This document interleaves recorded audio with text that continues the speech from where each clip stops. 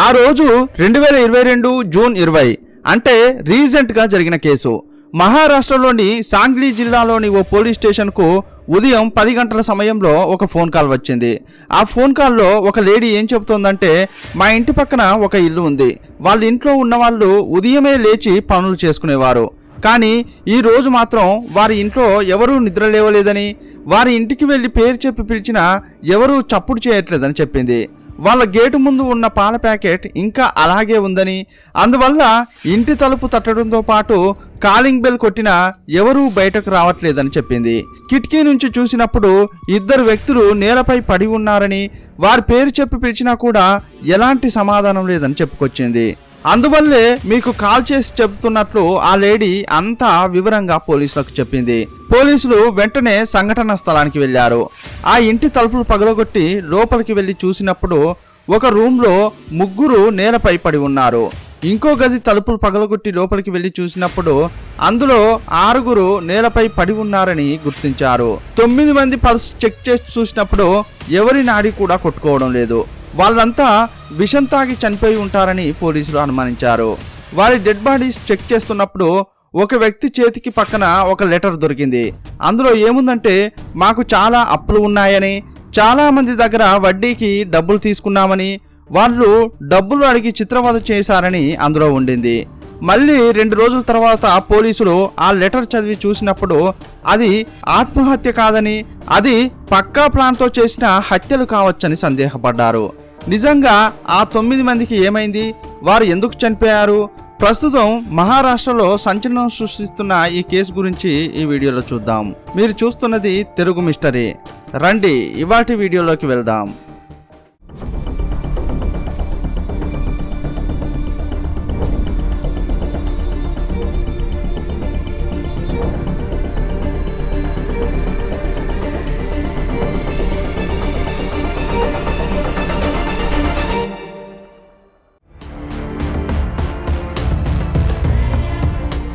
Friends, Telugu మిస్టరీకి సంబంధించి Telegram యాప్లో group create చేశాం. యూట్యూబ్లో పోస్ట్ చేయలేని ఫొటోస్, వీడియోస్ ఇకపై అందులో పెడతాం. ఇంట్రెస్ట్ ఉన్నవారు టెలిగ్రామ్ యాప్లో తెలుగు మిస్టరీ అని టైప్ చేసి అందులో జాయిన్ కావచ్చు. డిస్క్రిప్షన్లో కూడా లింక్ పెడతాం. మహారాష్ట్రలోని ముంబై నుంచి 350 కిలోమీటర్ల దూరంలో ఉండే సాంగ్లీ అనే జిల్లాలో మైసల్ అనే ప్రాంతంలోనే ఈ కుటుంబం నివాసం ఉంటోంది. ఈ 9 మంది ఒకే ఇంట్లో ఉంటున్నారు. 2 తలుపులు పెట్టుకుని అన్నదమ్ముల కుటుంబాలు నివాసం ఉంటున్నాయి. ఆ ఇంట్లో చనిపోయిన 74 ఏళ్ల ముసలామెకు 2 కుమారులు, పోపట్ వన్మోర్, మానిక్ వన్మోర్ అన్నదమ్ములు. పోపట్ అనే అతడు ఒక ప్రైవేట్ స్కూల్లో టీచర్గా పనిచేస్తున్నాడు. మానిక్ అనే ఆయన నాటు వైద్యుడిగా పనిచేస్తున్నాడు. వీరి పెళ్ళై ఇద్దరికి 2 చొప్పున పిల్లలున్నారు. పోపట్ సంగీత దంపతులకు 29 ఏళ్ల అర్చన, 24 ఏళ్ల శుభం అనే కొడుకున్నారు. మానిక్ రేఖ దంపతులకు 20 ఏళ్ల ప్రగతీష అనే అబ్బాయి, 16 ఏళ్ల ఆదిత్య అనే 2 అబ్బాయిలు ఉన్నారు. వీరు విడిగా పనిచేస్తున్నప్పటికీ సొంతంగా బిజినెస్ కూడా చేస్తున్నారు.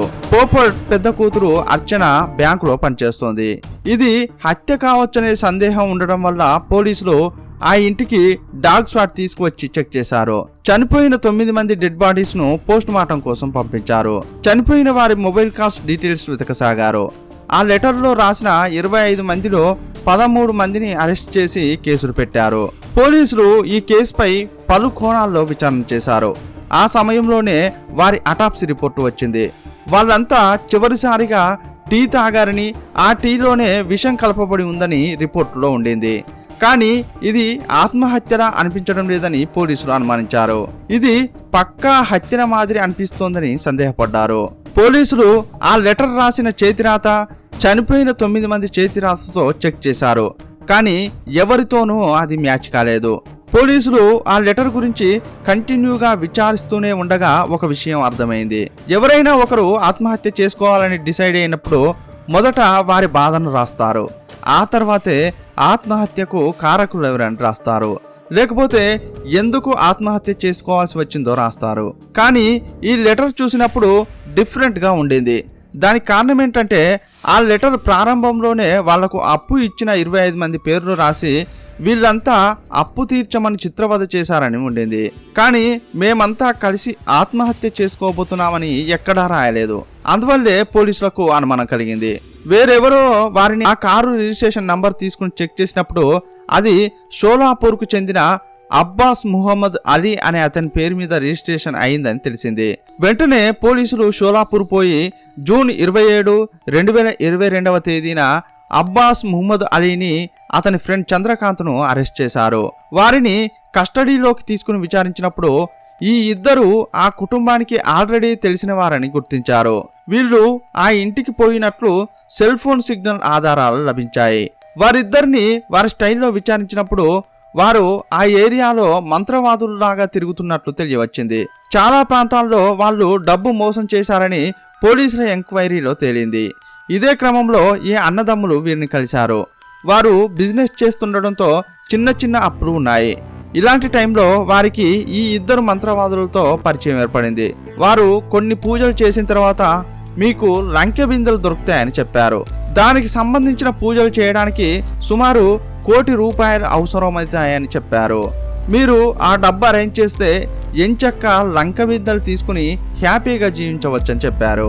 ఈ విషయాన్ని బాగానే చదువుకున్న ఆ అన్నదమ్ములు నమ్మారు. అందువల్ల వారికి తెలిసిన చోటల్లా అప్పులు చేసి ₹1,00,00,000 తెచ్చి వారికి ఇచ్చారు. ఆ ₹1,00,00,000 ఇచ్చిన తర్వాత వారు పూజలు చేసి ఒక ప్రాంతం చెప్పి అక్కడ లంకె బిందెలు దొరుకుతాయని చెప్పారు.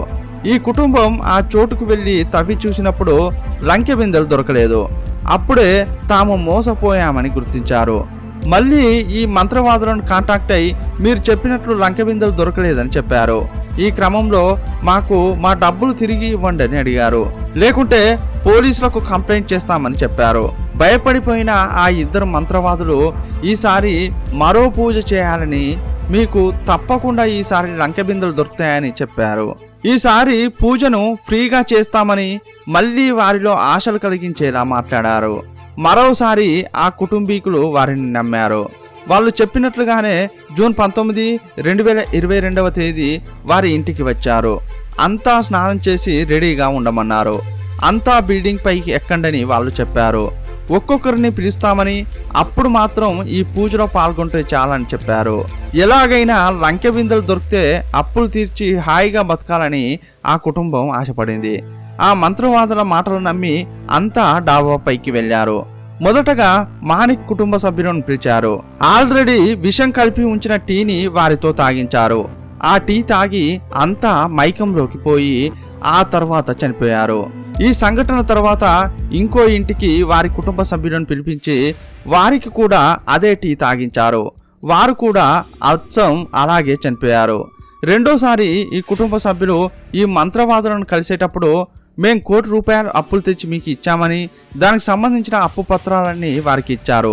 ఆ పత్రాలు వారి దగ్గరే పెట్టుకున్న మంత్రవాదులు అప్పులిచ్చిన వారి వల్లే చనిపోయారని లెటర్ రాసిపెట్టి ఎస్కేప్ అయ్యారు. ఆ ఇంట్లో ఎలాంటి ఆధారం దొరకకుండా అంతా క్లీన్ చేసి అక్కడి నుంచి పారిపోయారు. విచారణ తర్వాత వీరిని న్యాయస్థానంలో హాజరుపరిచారు. ఈ కేసు ఇంకా విచారణ జరుగుతోంది. ఈ కేసులో ఏదైనా అప్డేట్ వచ్చినప్పుడు కమ్యూనిటీ ట్యాబ్ ద్వారా తెలుసుకుందాం. ఇంతకీ మీరైతే ఈ లంకె బిందెలు ఉన్నాయంటే నమ్ముతారా లేదా?